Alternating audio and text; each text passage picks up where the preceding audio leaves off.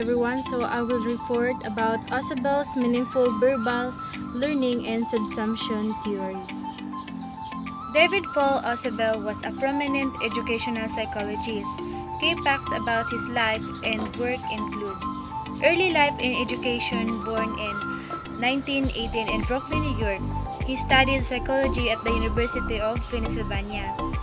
His major contribution, most significant contribution to the field of education, was his development in research on advanced organizers.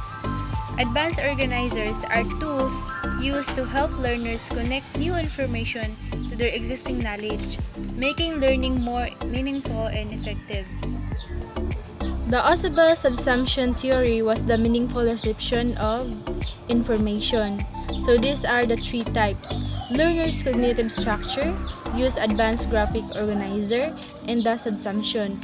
And also the four processes of meaningful learning, which is derivative subsumption, correlative subsumption, and superordinate learning, and combinatorial learning. And also the advanced graphic organizer or the advanced organizers, which is expository, narrative, scheming, and graphic organizer.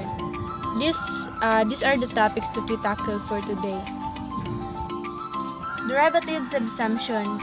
This describes the situation in which the new information you learn is an example of a concept that you have already learned. So this is the example of derivative subsumption. The image depicts derivative subsumption, which is the child already understand the general concept of a bird, which is the bird has a feather, beaks, lays eggs, and can fly. Learning about a blue jay is simply adding a specific example to that pre-existing knowledge. So which is the category of bird, it's like adding a new type of bird to a collection they already have. So the second one is the correlative subsumption. It refers in order to accumulate new information you have to change or expand your knowledge, like higher level concepts of thinking. So this is the example of correlative subsumption. Therefore, the ostrich introduction doesn't just add to the child's existing knowledge, but it requires a restructuring and a more sophisticated understanding of the concepts of birds, animals, and gigs. This signifies correlative subsumption, a more complex cognitive process than a simple addition of new information.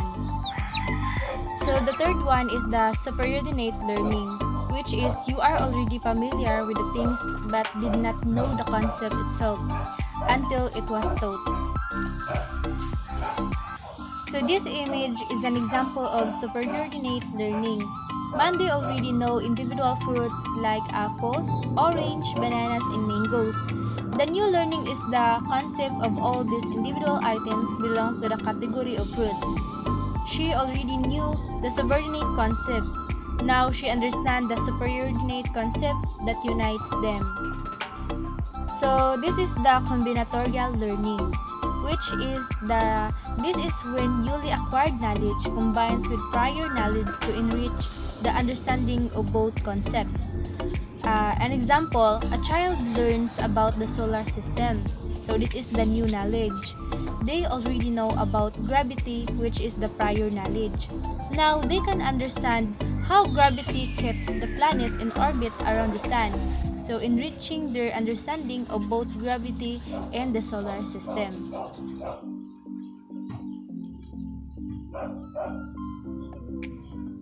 So this is the four types of advanced organizers. First is expository, describe the new content. And the second is narrative, presents the new information in the form of a story to students. So the example of expository is to introduce a lessons on photosynthesis. An expository advanced organizer might begin by defining photosynthesis.